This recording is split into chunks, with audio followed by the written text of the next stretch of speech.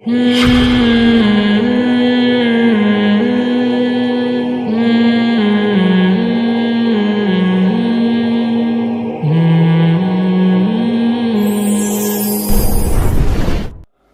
تو مجھ سے سبقت لسانی سے یہ غلطی ہوئی ہے کہ میں نے کہا یزید نے حضرت حسین کے جو ہونٹ مبارک تھے اس پہ چھڑی ماری. وہ ابن زیاد نے, کیا ہوا, وہ ابن زیاد تھا کوفہ کا گورنر. سبقت لسانی ہوتی ہے, آدمی کے دماغ میں کچھ ہوتا ہے, زبان سے غلطی سے کچھ اور نکل جاتا ہے. پھر میں نے اس کی وضاحت بھی کی, بھائی وہ یزید نہیں وہ ابن زیاد تھا, لیکن وہ وضاحت مارکیٹ میں چلی نہیں, وہ کیونکہ کلپ چلا گیا, وہ لاکھوں وہ ملین لوگوں نے سن لیا. اب سب کہہ رہے ہیں, ایک طرف کہہ رہے ہیں کہ یزید کو لعنت اللہ علیہ نہ کہو, دوسری طرف کہہ رہے ہیں انہوں نے چھڑی, کیونکہ اگر یزید نے چھڑی ماری ہے یا یزید قتل میں شریک تھا تو پھر وہ بہت بڑا لعنت اللہ علیہ تھا. تو حضرت مفتی تقی عثمانی صاحب کی تحقیق یہ ہے کہ یزید کے بارے میں مستند روایات سے ثابت نہیں ہے کہ وہ حضرت حسین کے قتل میں شریک تھا. اس لیے حضرت نے مفتی تقی عثمانی صاحب نے بہت ہی پیاری بات لکھی ہے, فرمایا کہ یہ تو ثابت نہیں ہے کہ قتل میں شریک تھا, لہذا اس کی وجہ سے بعض لوگوں نے اس کو رحمت اللہ علیہ بنا دیا. کیا بنا دیا؟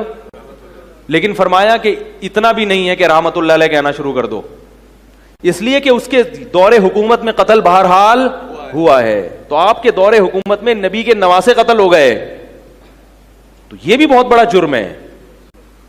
اس لیے انہوں نے اعتدال والی بات کہی کہ اس ہاں یہ پھر ایک بڑا جرم یہ کہ پھر وہ کوفہ کے گورنر کو معزول کیوں نہیں کیا, معزول کیوں نہیں کیا کوفہ کے گورنر کو, یہ بہت بڑا سوال ہوتا ہے. تو اس سوال کی وجہ سے بھی ہم یزید کو اچھا نہیں کہہ نہیں سکتے, ہم اس کو اچھا. پھر سوال پہ لعنت اللہ علیہ کیوں نہیں کہہ رہے؟ بھائی لعنت اللہ کہنے میں احتیاط کر رہے ہیں, احتیاط اس لیے کہ عین ممکن ہے کہ اس کے پاس کوئی عذر ہو کہ میں ابن زیاد کو معزول نہیں کر سکتا. بعض دفعہ گورنر اتنا مضبوط ہوتا ہے کہ آپ نے اس کو معزول کیا تو آپ کے خلاف کیا ہو جاتی ہے, آپ ہم گھر میں نہیں دیکھتے, لوگ میرے پاس کیس آتے ہیں. ایک صاحب نے میرے پاس کیس آئے کہ بیگم کے معاذ اللہ اللہ نہ کہے, بولتے ہوئے بھی ڈر لگتا ہے کسی سے تعلقات ہو گئے. میں نے کہا طلاق دے دو, کہہ رہے نہیں دے سکتا میں, سالے پکڑ کے کوٹ دیں گے مجھے. ٹھیک ہے نا. تو جب ایک چھوٹے سے گھر میں انسان معذور ہو سکتا ہے تو حکومت بھی بہت سی چیزوں میں معذور ہو سکتی ہے. لیکن پھر بھی یہ ایسے دلائل نہیں ہے کہ ہم اس سے یزید کی تعریفیں شروع کر دیں. تو اس لیے اعتدال والی بات کیا ہے؟ توقف. یوں بولو بھائی اللہ تعالیٰ حضرت حسین کے قاتلوں پر 100 مرتبہ لعنت فرمائے, نام لینے کی ضرورت نہیں ہے, کیونکہ تاریخ میں بہت کچھ الٹا پلٹا کر کے مسخ کر کے پیش کیا گیا ہے. اور اگر کسی عالم کی تحقیق ہے کہ یزید کو لعنت اللہ علیہ کہا جائے تو وہ اگر اپنی تحقیق پہ مطمئن ہے تو ان کو کہنے دو, ان کو بھی ملامت کرنے کی ضرورت نہیں ہے. شیعہ حضرات کی اگر واقعی یہ تحقیق ہے, اپنے ذاکروں سے سن کے نہیں, ذاکروں نے تو نیپال میں مردوں کو زندہ کیا ہے, آج کل نئی رپورٹ آئی ہے.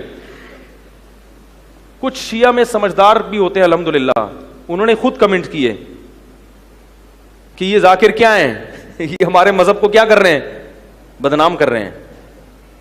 تو میں نے کہا چلو ان کو اتنا تو احساس ہوا کہ کن لوگوں کو لا کے تم نے بٹھایا ہوا یہاں پہ. نیپال میں مردے زندہ ہو رہے ہیں, حضرت عباس آ کے مردوں کو زندہ کر رہے ہیں, صبح ماتم ہوا, پتہ نہیں کیا کیا. اتنے تو ہمارے والے جو ہیں وہ ایک حضرت جی وہ بھی نہیں پھینکتے. خیر, تو کیا کہہ رہا تھا یار میں,